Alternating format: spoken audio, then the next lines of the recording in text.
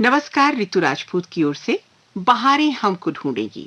इस कार्यक्रम में श्रोताओं, इन दिनों हम बात कर रहे हैं गुरुदत्त के व्यक्तित्व और उनकी फिल्मों पर। हमने बहुत सी फिल्मों का जिक्र किया, जैसे आर पार पर बात हुई, बाजी पर बात हुई, बाज पर बात हुई, चाल पर बात हुई, सीआईडी पर बात हुई, फिर चौहदवी का चांद पे हमने बात की, और पिछला जो एपिसोड आपने सुना, जो अंक आपने सुना, उसमें प्यासा पर हम बात कर रहे थे। और इससे पहले कि प्यासा पर बातचीत का सिलसिला शुरू हो, अपने मेहमानों का परिचय आपसे करा दूं। हमारे साथ है सुधीर चंद्रा जी, जो कि डीजी इनकम टैक्स में रहे और तमिलनाडु से सेवानिवृत्त हुए, और हमारे साथ हैं राजीव कुमार शुक्ल जी। राजीव जी, देखिए, प्यासा पर जो हमारी बातचीत चल रही थी, हम लोगों ने उसकी कथा पर बात की, उसकी फिल्मांकन पर बात की और हमने चर्चा की। मुझे लगता है कि प्यासा के बारे में जब बात करते हैं तो उसमें जो संपन्न वर्ग के भीतर का एक खोखलापन है, जी बिल्कुल, उसको जिस तरह उसमें दर्शाया गया है। माला सिन्हा वो चरित्र हैं जो गुरुदत्त के चरित्र की, यानी विजय जो शायर है, महाविद्यालय के दिनों में उनकी प्रेमिका थी और उसके बाद उनका विवाह हुआ मिस्टर घोष और वो रहमान। मुझे लगता है अच्छा, रहमान साहब के बारे में हम लोग जैसे जॉनी वॉकर का जिक्र किया था कि जॉनी वॉकर को बड़े अद्भुत किरदार गुरुदत्त की फिल्मों में मिले। मुझे लगता है उसी तरह से रहमान का जिक्र भी होना चाहिए। हाँ, बिल्कुल। क्योंकि रहमान ने भी कुछ बड़े अविस्मरणीय चरित्र गुरुदत्त की फिल्मों में निभाए और इसमें प्यासा में अगर बात करें तो वो एक पब्लिशर के रोल में फिर आते हैं। बिल्कुल, और ऐसे क्रूर पब्लिशर हैं जिनका कहीं कोई भावनात्मक या संवेदनाओं से दूर दूर तक रिश्ता नहीं है, केवल अपनी पत्नी के प्रति उनका एकाधिकार है, बहुत पॉजिटिव हैं और किसी तरह का कोई समझौता नहीं चाहते हैं। और उसमें जो स्थितियां हैं, जैसे कि आप देखें, याद आपको करें कि जब पुनः भेंट होती है और माला सिन्हा का जो चरित्र है उनके अंदर, तो वो एक घबराहट भी है, भय भी है। जैसे कहते हैं ना, बहुत अब कुछ जो पा लिया है, भौतिक सुख सुविधा के रूप में पा लिया है, तो उसका आकर्षण या उसका बंधन है पैरों में, और इसके बरक्स, इसके सामने यानी एक दूसरे तरह का जो प्रेम है, जो माला सिन्हा के चरित्र के साथ का प्रेम है, वो महाविद्यालय का प्रेम है, समाज के कहना चाहिए कि एक साफ सुथरे वर्गों से आए हुए लोग हैं जो आपस में जुड़ रहे हैं। लेकिन जो इसके बरक्स जो दूसरा प्रेम है, जो प्रेम अधिक आगे तक जाता है और फिल्म के अंत में जैसे कहते हैं कि जो उस शायर के साथ हाथ से हाथ मिलाकर, कदम से कदम मिलाकर भविष्य की ओर यात्रा में चला जाता है, वो गुलाबो का चरित्र है जो वहीदा रहमान ने निभाया है। गुलाब का चरित्र है और जिसमें जो कि एक ऐसे परिवेश से आई हैं, देह व्यापार के पंख में फंसी हुई एक युवती है, लेकिन उसके भीतर एक तो पहले हम देख चुके कि संगीत की समझ थी, साहित्य की समझ थी, तो वो इनकी रचनाओं को रद्दी वाले के यहाँ से ले आई थी विजय की। और फिर उसके बाद मुझे लगता है कि जो समर्पण है और जो सादगी है, उसका अपने आप में एक अद्भुत अलग आनंद है। और सबसे अलग बात जो इस फिल्म में, जब वहीदा रहमान जब स्क्रीन पर आती हैं, उनका वो जो सुंदर सौम्य शांत चेहरा है और बिल्कुल एकाकार भाव से वो समर्पित हैं गुरुदत्त के प्रति। और सुधीर जी, वो जो खास करके जो गीत है इस फिल्म का, आज सजन मोहे अंग लगा ले, बहुत ही मीठा है। क्या कहेंगे आप? नहीं, बहुत उम्दा गीत है। और जो अभी आप लोग बात कर रहे थे उसमें बस मैं ये कहना चाहूंगा कि जैसे two types of love contrast किया है गुरुदत्त ने।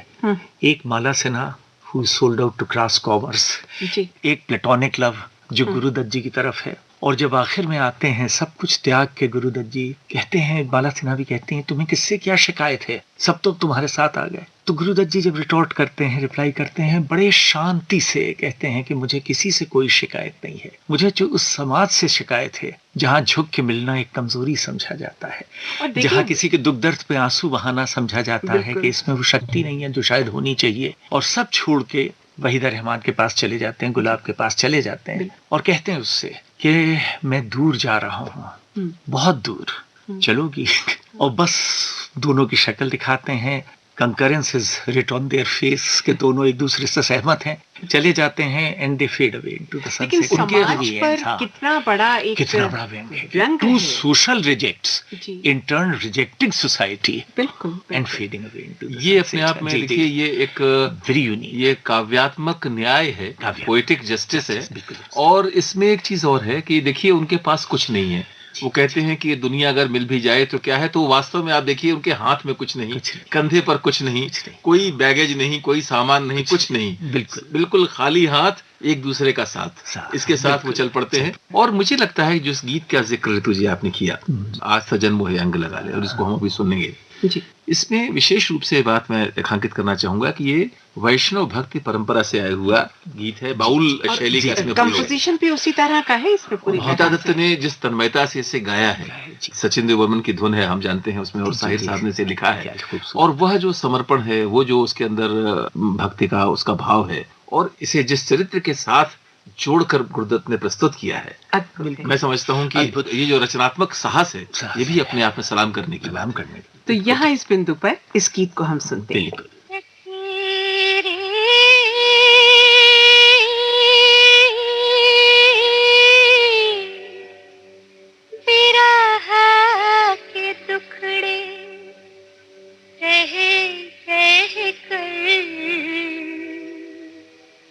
जब राधे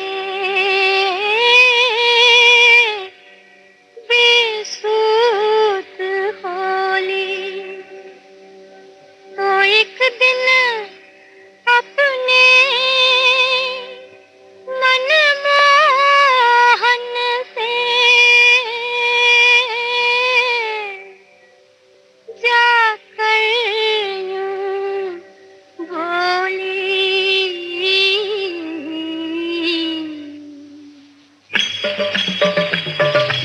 आज सजन मोहे अंग लगा लो, जन्म सफल हो जाए। आज सजन मोहे अंग लगा लो, जन्म सफल हो जाए। हृदय की पीड़ा, देह की अग्नि, सब शीतल हो जाए। आज सजन मोहे अंग लगा लो, जन्म सफल हो जाए।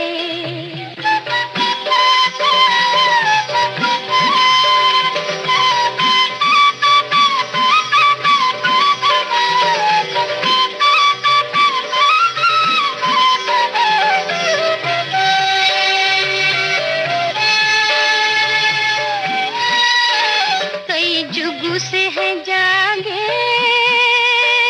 मरने न भागे। कई जुगु से है जागे, मरने न भागे। कहीं जिया नहीं लागे बिन तोरे, सुख दिखे नहीं आगे। ओ सुख दिखे नहीं आगे, दुख पीछे पीछे भागे। जग सुना सुन लागे बिन तोरे। प्रेम सुधा मोरी सावरिया, सावरिया। प्रेम सुधा इतनी बरसा दो, जग जल थल हो जाए। आज सजन मोहे अंग लगा लो, जन्म सफल हो जाए।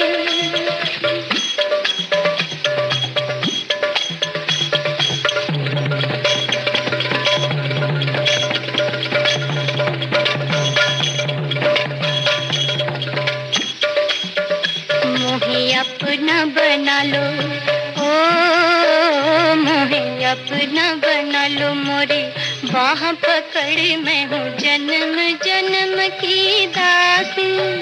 मोहे अपना बना लो, मोरी बाह पकड़, मैं हूँ जन्म जन्म की दासी।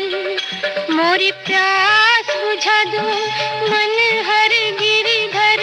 प्यास बुझा दो, मन हर गिरधर। प्यास बुझा दो, मन हर गिरधर। मैं हूँ अंतर घट तक प्यासी। प्रेम सुधा मोरी सावरिया, सावरिया।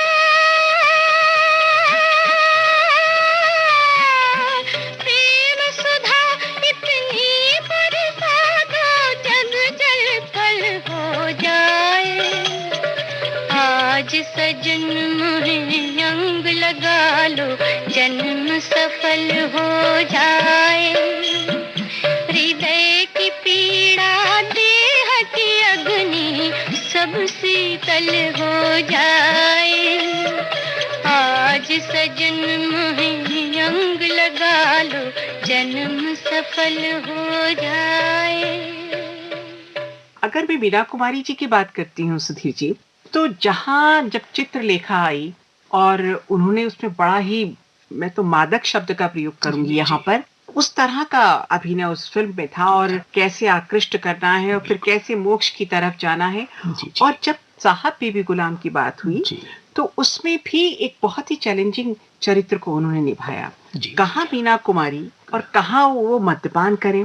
लेकिन जब संगीत की बात आती है तो जब वो गीत आता है ना, पिया ऐसु जिया में समाए गए, मतलब उसमें उनका अभिनय, वो बड़ी टिकली माथे पर उनकी बिंदी और वो सीधा पल्लू, बंगाली उनकी ड्रेस, क्या कहेंगे आप? बहुत उम्दा, बहुत अच्छा। उसमें अपने को जैसे सजा रही हैं, रिझाने के लिए अपने पति को क्या रहे हैं वो, तो जेवर और आभूषण कितनी अच्छी तरीके से, और पिक्चराइजेशन कितना अच्छा गुरुदत्त जी ने किया है। बहुत सुंदर, पिया ऐसे जीव में समाये गए। इसकी जो पूरी धुन भी है ना, बहुत ऐसी गाती हुई धुन है, ऐसी मतलब मुग्ध धुन है, वो हेमंत कुमार का कमाल है। हेमंत कुमार का कमाल है जी। और बिल्कुल जो आपने कहा, सज रही हैं, संवर रही हैं, ये अपने आप में एक टिप्पणी है। ये अपने आप में, देखिए, मैं समझता हूँ कि हम उस गीत के मोह में के साथ साथ ध्यान दें कि पत्नी को पति के प्रेम को प्राप्त करने के लिए इतना सारा सरंजाम करना पड़े, ये अपने आप में स्त्री पुरुष संबंधों के हमारी वर्तमान समझ के अगर हम उसमें देखें तो कहीं ना कहीं इस पर बहुत सी बात हो सकती है।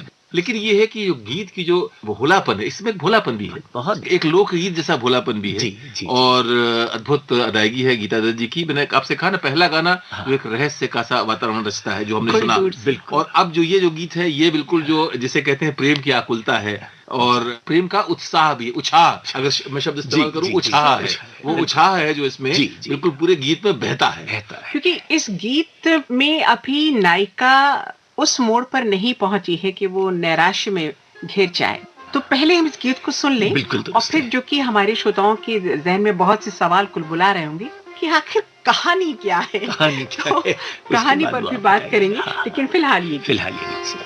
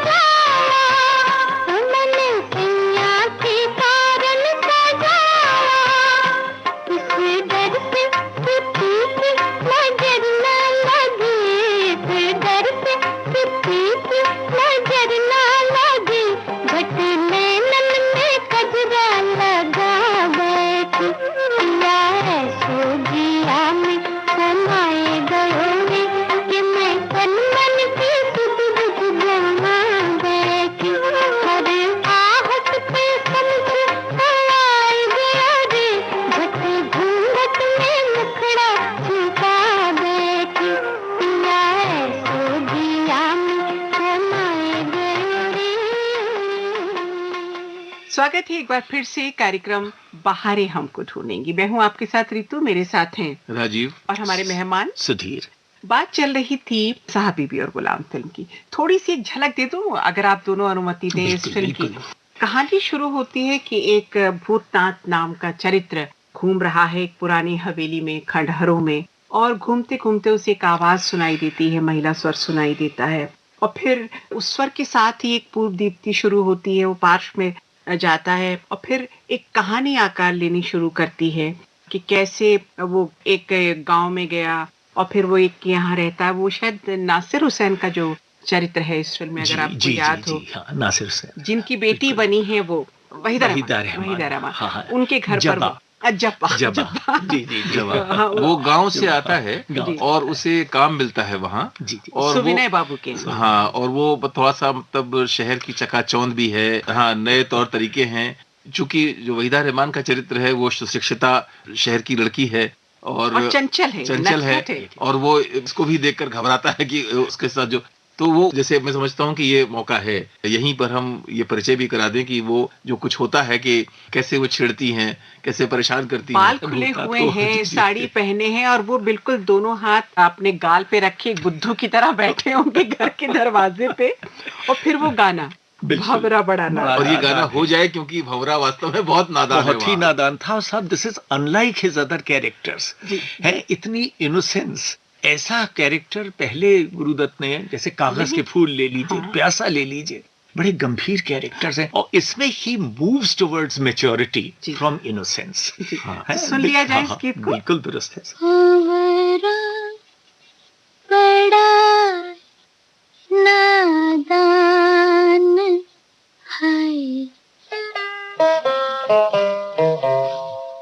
बगियन का बगियन,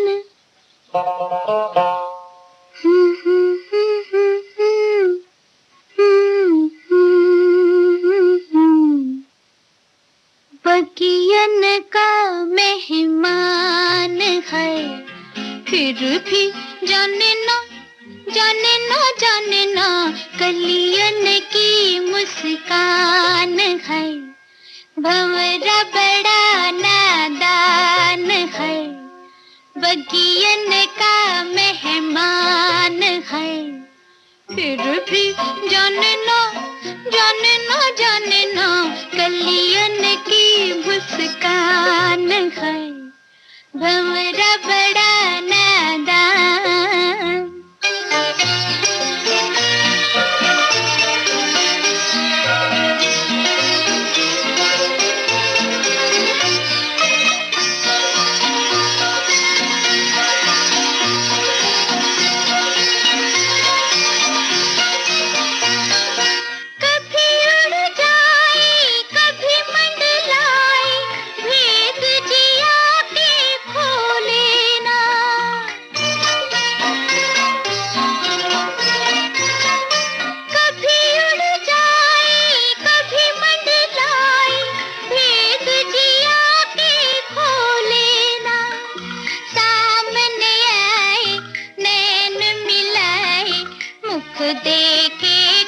बोले ना वो मुख देखे कुछ बोले ना, भंवरा बड़ा नादान है।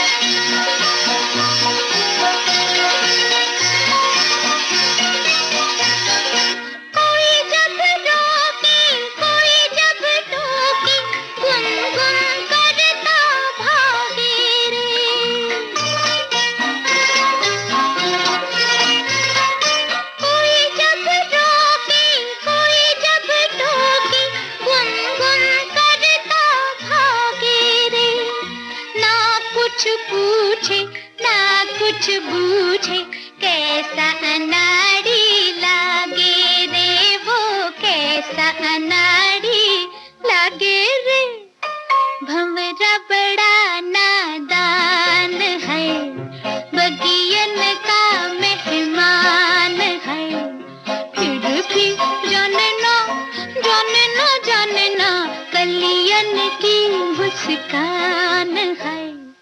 भंवरा बड़ा, बहुत ही प्यारा, बहुत ही मीठा गीत भंवरा बड़ा नादान। अब ये नादान भंवरा जब अपनी पुरानी स्मृतियों में जाता है तो फिर वो कहानी शुरू होती है खंडहर में एक आवाज, और फिर वो खोजबीन शुरू होती है। फिर उसे याद आने लगती है वो बातें कि वो एक संयुक्त परिवार में था जहाँ बड़े भैया हैं, छोटे भैया हैं, उनकी दुल्हन है और एक जमींदार परिवार है, जमींदार सामंत परिवार है, जहां पर वो एक तरह से एक नौकरी कर रहा है जी। और वहां पर वो एक प्रेक्षक के रूप में शुरू करता है कि उस पूरे तौर तरीके को देखता है और धीरे धीरे उस परिवार के एक व्यक्ति से उसका एक रागात्मक संबंध बनना शुरू होता है, छोटी बहू से, जो उसे एक अपने छोटे भाई जैसा स्नेह देती हैं और उसके संग संग फिर ये से अपने दिल की बात भी कहना शुरू करती हैं और इस तरह से उसके एक रिश्ते का विकास होना शुरू होता है। और बात बात पे बड़ा फूला है ऋतु, जो मीना कुमारी कहती है, जो वो अपना बुद्धू बना दिखाते हैं कि क्या कह रही है छोटी बहू, और वो बड़ा, क्योंकि वो बहुत कहीं ना कहीं उनके ऑरा से इतना ज्यादा प्रभावित है, क्योंकि वो बहुत सुंदर चरित्र है इस फिल्म का और मीना कुमारी बेहद हसीन लगी हैं, बला की खूबसूरत लगी हैं। तो वो उनके सौंदर्य बोध से तो बिल्कुल चकाचौंध है ही, लेकिन वो जब सवाल करती हैं और उसके साथ कुछ ठिठोली करती हैं तो वो बिल्कुल अचकचा जाता है, जवाब ही नहीं दे पाता है। तो फिर उसके बाद धीरे धीरे कहानी हाँ, लेकिन ये देखना शुरू होता है कि इस स्त्री का जीवन वास्तव में कितना एकाकी है, कितना रूखा है, कितना सूना है, कितना उदास है। और वो लगातार, चूंकि उसके जो पतिदेव हैं, यहाँ पर हम बात करें फिर जो मैंने चर्चा कुछ देर पहले की थी, रहमान साहब, और रहमान साहब का ये भी अद्भुत चरित्र है। जमींदार साहब हैं और उनका मानना है कि जमींदार जो है उसको तो फिर इस तरह से थोड़ा सा शौकीन होना चाहिए और महफिलों में जाना चाहिए, और घर की स्त्री या घर के लोग जो हैं उसमें खासतौर से उन्हें ज्यादा रुचि नहीं दिखानी चाहिए या नहीं दिखाते हैं। और ये महिला जो है ये भीतर भीतर, सोचिए आप, मैं आपको यहाँ याद दिलाना चाहूंगा ऋतु जी, मृणाल पांडे जी का, जो जानी मानी लेखिका हैं और उन्होंने बहुत गंभीर चिंतन भी किया है, मीडिया में बहुत काम किया है, हमारी प्रसार भारती के अध्यक्ष रही हैं। मृणाल जी का एक लेख था जिसमें उन्होंने फिल्मों में, भारतीय हिंदी फिल्मों में खासतौर से स्त्री की जो यात्रा है उस पर कहीं ना कहीं विश्लेषण किया था, उसकी विवेचना की थी जी। और उसमें उन्होंने मीना कुमारी को ऐसी अभिनेत्री के रूप में चुना था जो तमाम बार लगातार, यानी एक तरफ आप देखें तो वो ट्रेजेडी क्वीन है, हारने वाली, दुख से भरी हुई, लेकिन उन्होंने इसको रेखांकित किया है कि वो ऐसे चरित्र भी उन्होंने निभाए जो बार बार वर्जित क्षेत्रों में जाते हैं ठीक, और वो वर्जित क्षेत्रों में जाते हैं और उसका कारण संकट मोड़ लेते हैं, उस संकट को झेलते हैं, दुख पाते हैं, लेकिन उसके बाद भी वो आगे बढ़ते हैं। तो ये जो छोटी बहू का चरित्र है ये शायद सबसे जटिल चरित्रों में से एक है। बिल्कुल, एक तरफ वो घर की बहू है, उस सारे के सारी परंपराओं को निभा रही है और साथ साथ पति के प्रेम के लिए लगातार तरस रही है, और फिर उसके अंदर एक ऐसी स्थिति आती है जहां उसे लगता है कि शायद, जो आपने कहा था कि अगर पति को यही पसंद है तो यही सही। और सबसे बड़ी बात उसमें वो जब रहमान को रोकने, यानी अपने पति को रोकने का प्रयत्न करते हैं, क्योंकि वो हर रात बाहर चले जाते हैं और वो हर उस तरह का श्रृंगार करती है कि किसी तरह आज पति रुक भर जाएं, उन्हें रोकना और पूरा श्रृंगार करना।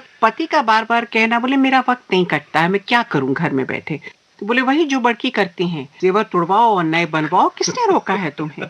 तो इस तरह की जो सामंतवादी जमींदार परिवारों की जो चीजें होती हैं वो इसमें रेखांकित हुई हैं। लेकिन मैं इशारा करना चाह रही थी कि इस फिल्म में जो देश काल है, जो परिवेश है, जो पृष्ठभूमि है, उससे इतनी डायरेक्शन की जो बहुत ही बारीक नजर होती है उससे फिल्माया गया, चाहे वो उनके लिबास हो, चाहे वो उस फिल्म के सामंतवादी परिवार का घर हो, फव्वारे हैं, 40 कमरों का घर है, सीढ़ियां हैं, बरामदा है, बड़े बड़े आकाशदीप जैसे झूमर लटक रहे हैं। और मुझे याद आता है कि इस फिल्म की शूटिंग शायद मॉडर्न स्टूडियोज बॉम्बे में हुई कुछ हिस्सा, लेकिन हवेली का जब जिक्र आता है, जो खंडहर है, वो शायद कोलकाता से लगभग 40 किलोमीटर दूर एक जगह थी, ढकुरिया। अच्छा, वहां पर खंडहर नुमा एक हवेली थी, बहुत बड़ी हवेली, वहां पर इसका वो हवेली वाले दृश्य फिल्माए गए।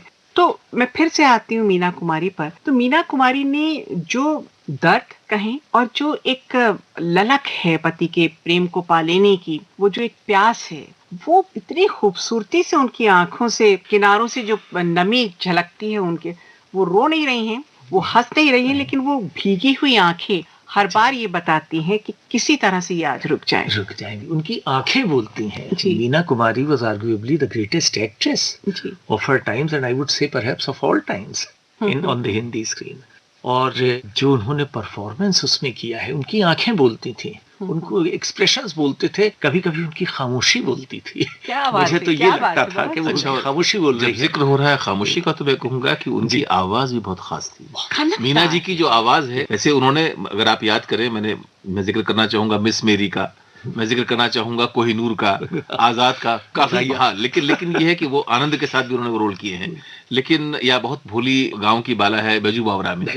लेकिन ये है कि उस आवाज में कुछ खास बात है, और वो तकलीफ और दर्द को जब बयान करने पे आती है। बहुत अच्छा, होता तो मैं समझता हूँ इसीलिए जो ये गीत है, जी, न जाओ सैया छोड़ा के बैया, जो विवशता है, जो टूटन है, जो हार है, बिल्कुल पराजय है, मतलब उसमें यह है कि सब कुछ के बाद भी जब उसको होता है कि वो नहीं रुकता, चला ही जाता है, और उसको रोकने की अंतिम कोशिश जैसी हो रही है, वो तो नाकाम अपने आप को गला कर, अपने आप को मिटा कर, अपने आप को तिरोहित करके वो प्रस्तुत होती हैं। और इसीलिए ये गीत जो है, ये ऐसी कारुणिक पीड़ा की ऐसी पुकार है।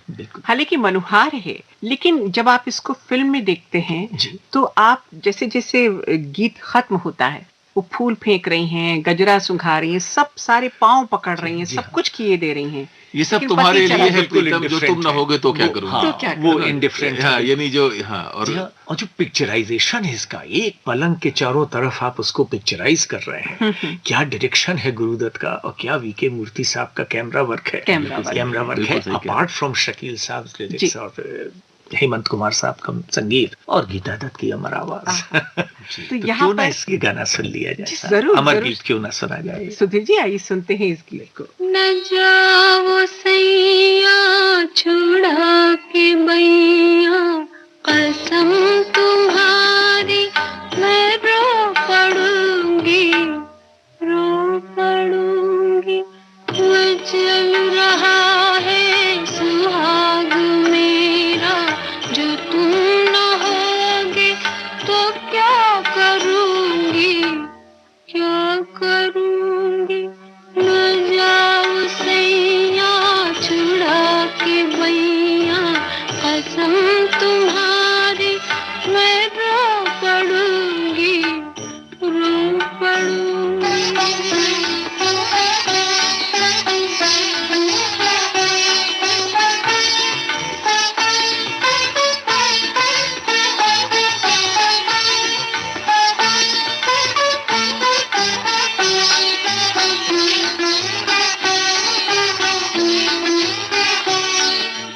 ये बिखरी जुल्फें, ये खिलता गजरा, ये महकी चुनरी, ये मन की मदरा। ये बिखरी जुल्फें, ये खिलता गजरा, ये महकी चुनरी, ये मन की मदरा। ये सब तुम्हारे लिए है प्रीतम, मैं आज तुमको न जाने दूंगी, जाने न दूंगी। न जाओ सैया छुड़ा के बैया, कसम तुम्हारी मैं रो पड़ूंगी, रो पड़ूंगी।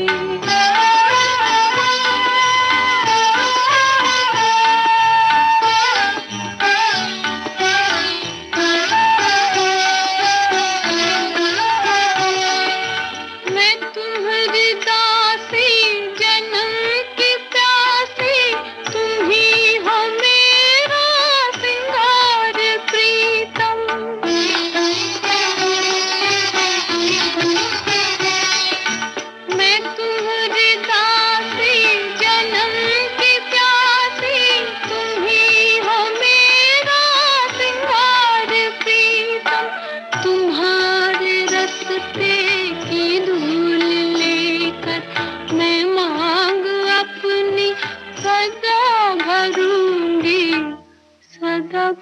पड़ूंगी, न जाऊं सैया छुड़ा के बैया, कसम तुम्हारी मैं रो पड़ूंगी, रो पड़ूंगी।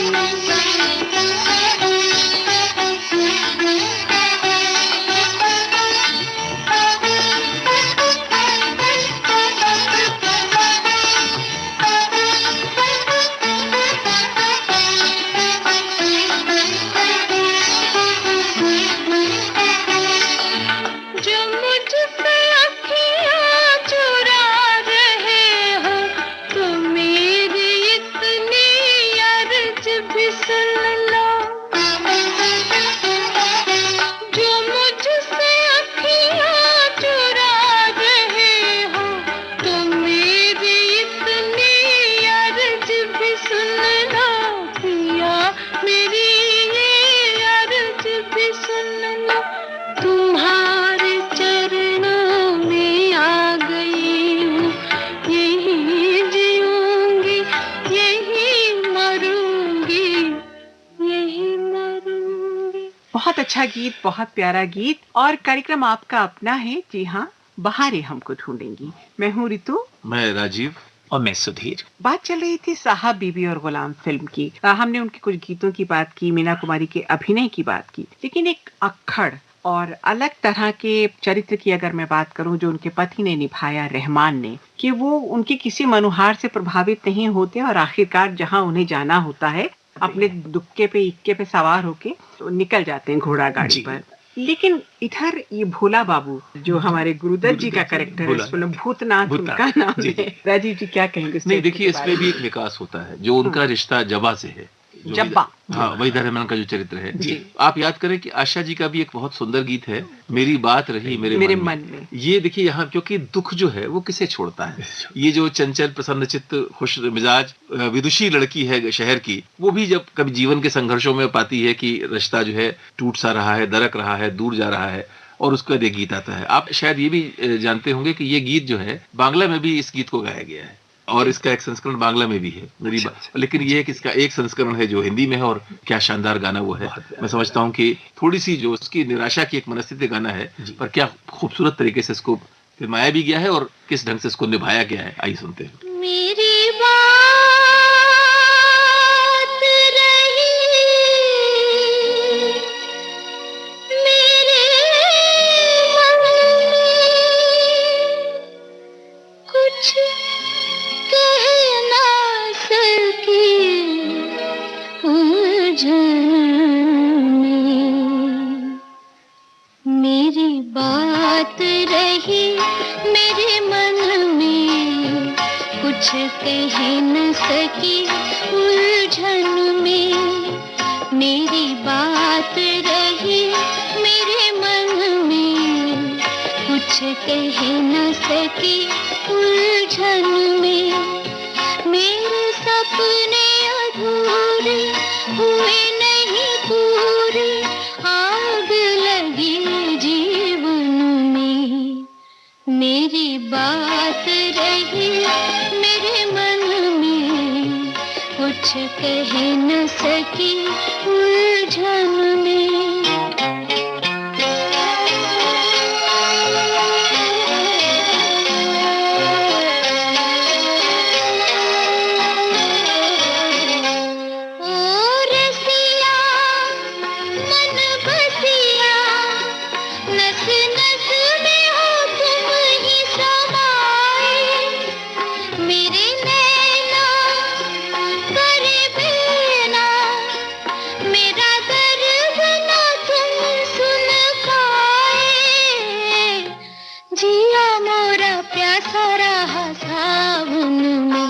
मेरी बात रही मेरे मन में, कुछ कह न सकी उलझन में।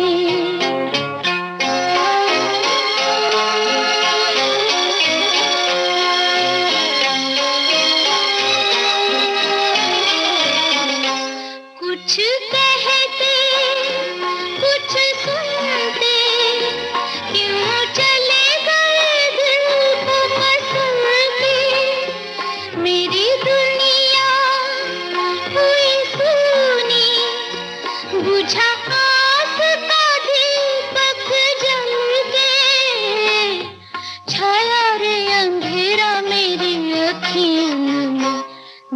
बात रही मेरे मन में, कुछ कह न सकी उलझन में। इस कार्यक्रम की अगली कड़ी आप तक पहुंचेगी। प्रोग्राम आपका अपना बहारें हमको ढूंढेंगी। हमारा जिक्र